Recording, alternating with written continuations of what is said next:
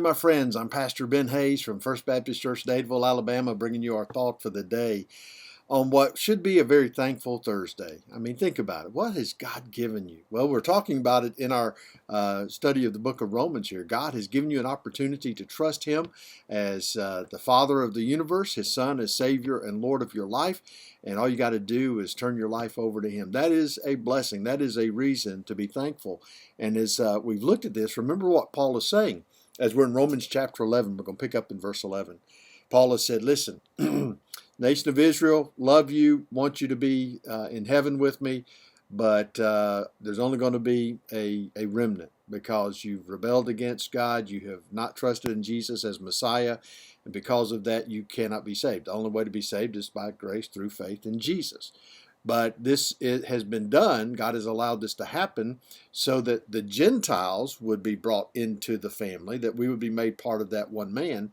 And because of that now, Israel will become jealous and return to him. Now, listen to what he says in verse 11. I say then, have they stumbled that they should fall? Now, if you look at that in just the New King James Version, it seems okay, well, yeah, they stumbled and they fell. But that word fall means to fall beyond any hope of recovery. So think about it again. I say then, have they stumbled that they should fall beyond any hope of recovery? Certainly not. You see the grace that's there? Listen, here's the thing. All the way through the Old Testament, New Testament, from Genesis to Revelation, we see this. Anytime there is judgment, there is mercy, there is grace. There's always a remnant. That is the story of the Bible. For the nation of Israel, for us, there's always grace. There's always hope. So Paul says, no, they have not stumbled beyond, to fall beyond any hope of recovery. But listen to what he says. But through their fall, to provoke them to jealousy, salvation has come to the Gentiles. See, they've fallen, they've stumbled, and now that is to bring the Gentiles in, and because of that, it will provoke them to jealousy. And that's what we've seen. That's what the Jewish people hated more than anything, was to see Gentiles being included in all of this. Even the early church fathers had a problem with that at first and had to deal with it. But these Jewish people cannot stand the thought that Gentiles are now part of the family of God. And so because of that, maybe Paul's saying they will be drawn back to the Father. Again, keep in mind, one day all Israel will be saved. That nation that is there at that time, I think at the end of the tribulation period, they will recognize that Jesus is Messiah. But multitudes who have gone before will spend an eternity in hell because they rejected Jesus as their Messiah. Now think about this, verse 12. Now, if their fall is riches for the world, and their failure riches for the Gentiles, how much more their fullness? And what's he talking about?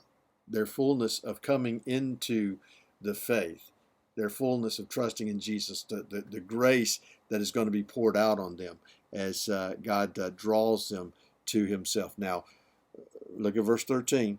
For I speak to you Gentiles.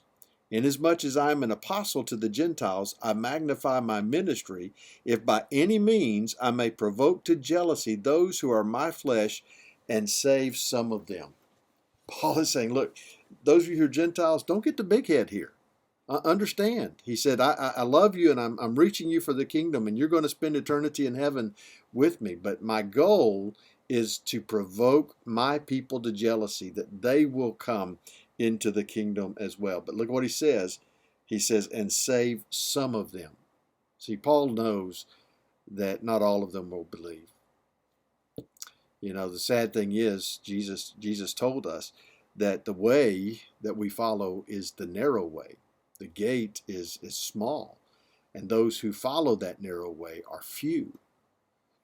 We have this idea, because we supposedly live in a Christian nation, that there are going to be hundreds and hundreds of millions of people, maybe billions of people who make it into heaven. Probably not the case. Now, God is the judge. God is the one who will decide.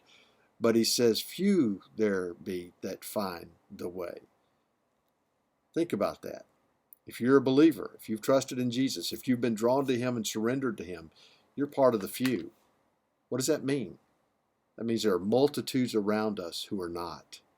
And it's our responsibility to share the gospel and pray that God would draw them as well. Think about that today. Be blessed, and I'll see you back here tomorrow.